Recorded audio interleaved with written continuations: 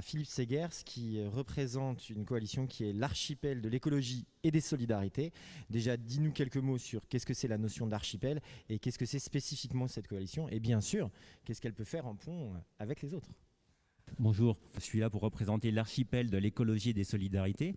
Donc cette notion d'archipel provient des travaux d'Édouard Glissant, le poète antillais, que je vais vous résumer voilà, de manière très succincte en vous exposant voilà, ces principes fondamentaux.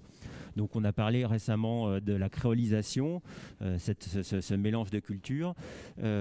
Au sein du concept d'archipel selon Édouard Glissant, il y a deux concepts fondamentaux. Un premier qui est l'identité racine, d'où on vient. Donc là, je vois que je suis citoyen engagé. En fait, ce n'est pas ma seule identité racine, puisque je suis aussi secrétaire général adjoint de CAP 21, le mouvement de Corinne Lepage. Je suis aussi climatologue. Je suis aussi voilà, chercheur et engagé sur beaucoup d'autres choses. Je suis aussi voilà, fan de rugby et voilà, toutes ces choses-là qui sont mon identité racine.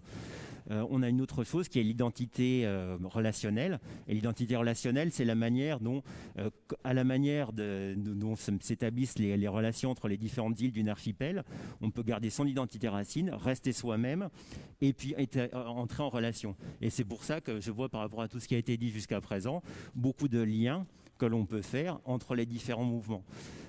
Sachant que si on regarde par rapport à la crise actuelle qui est multifacette, crise environnementale, crise sociale, crise économique, on sait qu'on va devoir répondre à tous ces aspects-là simultanément. Et pour ça, on va avoir besoin de de tous ces partenaires pour traiter ces aspects globalement. Si on regarde la proposition, en schématisant un tout petit peu de la droite, la proposition de la droite, ça va être de nous dire, bon ben oui, ça va mal, mais on va revenir à ce qu'on faisait avant. On va revenir à l'ancien temps et puis on va vous protéger en faisant un retour aux vieilles valeurs, aux traditions, etc. Une proposition en schématisant un peu de la gauche, c'est ça ira mieux demain, vous allez voir, on va faire la révolution, on va lutter contre le capitalisme, on aura un nouveau monde meilleur, etc. Pour aller de l'un à l'autre, le problème c'est qu'on doit traiter simultanément ces problèmes économiques, sociaux, environnementaux. Et pour ça, on a besoin d'une méthode et de ces différents acteurs. Et donc au sein de l'archipel, on est un centre vide de pouvoir, donc on n'est pas une coalition simplement où on va se mettre derrière quelqu'un et où on va, par une voix majoritaire, décider voilà, qu'on fait telle ou telle manière pour telle ou telle chose.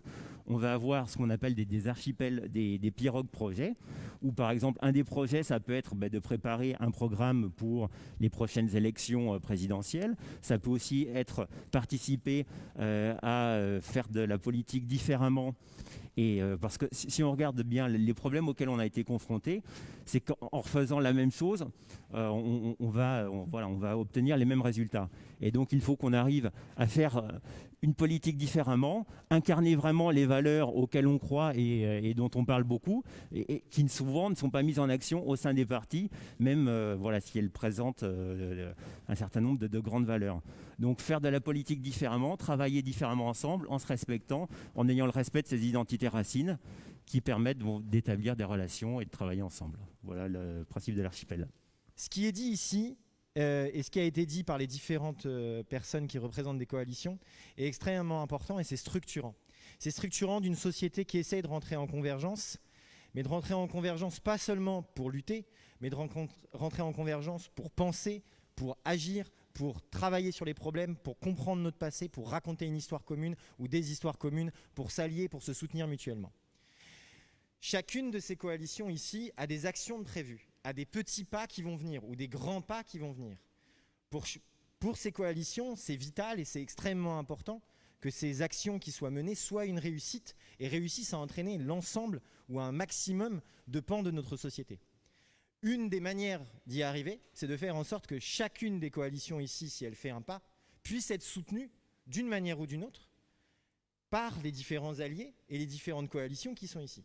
Ce que je vais demander, et là on va plus être dans un format où chacune va parler en ligne à son tour, ça va être dans le désordre, c'est le premier qui voudra la parole qui la prendra, première qui voudra la parole qui la prendra.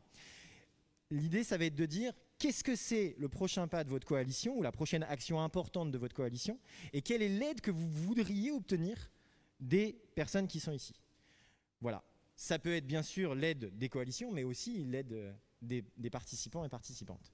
Alors, moi, j'ai une demande par rapport aux participants et par rapport aux autres acteurs, en relation donc avec ce que l'on propose au sein de l'archipel de l'écologie et des solidarités, et c'est une demande de cohérence.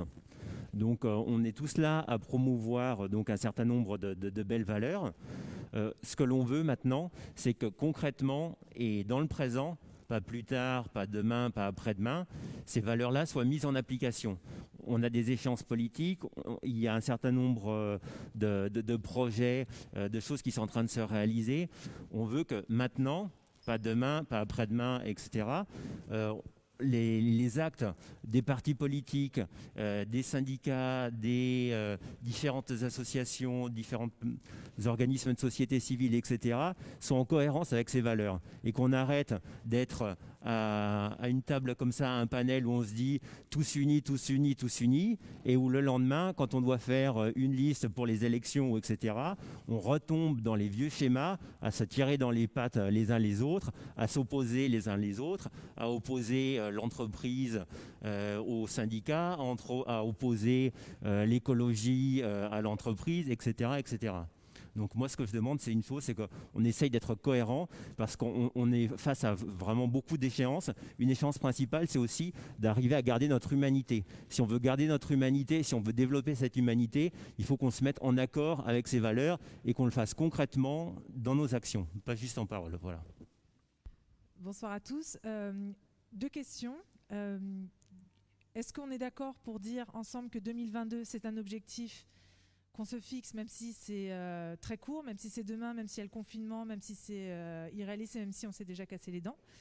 Et est-ce que du coup, ce soir, alors peut-être pas à la table ronde, mais peut-être en vous isolant, vous qui représentez des coalitions, est-ce que vous pouvez pas vous mettre d'accord pour, avec nous d'ailleurs, pour l'étape d'après, une étape d'après et une deuxième étape d'après en vue de 2022 et puis ensuite après. Enfin voilà.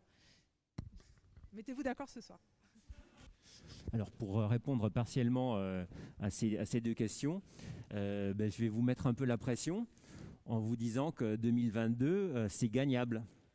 Et c'est gagnable, c'est pas gagné, ça va dépendre de nous, ça va surtout dépendre de vous.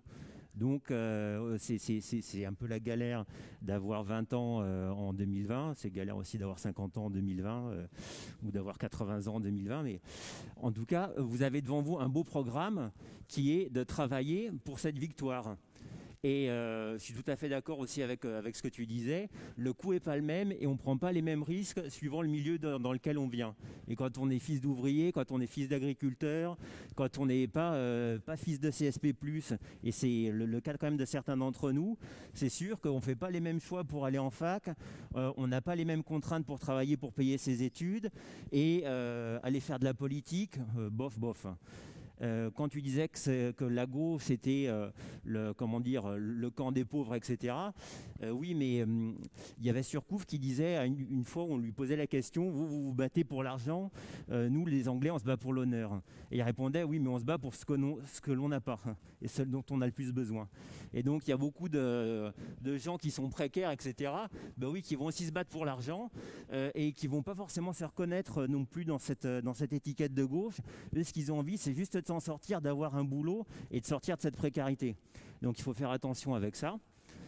Et puis donc un dernier point qui est très positif, c'est qu'une différence, pourquoi ça n'a pas marché avant, Mitterrand n'avait pas fait exprès de se planter en 81, Chirac non plus, Jospin non plus quand il était Premier ministre, Hollande non plus, Sarkozy non plus, et Macron quand il est arrivé au pouvoir, il ne s'est pas dit je vais faire de la merde et puis en 2020, en 2022 ça va être la cata.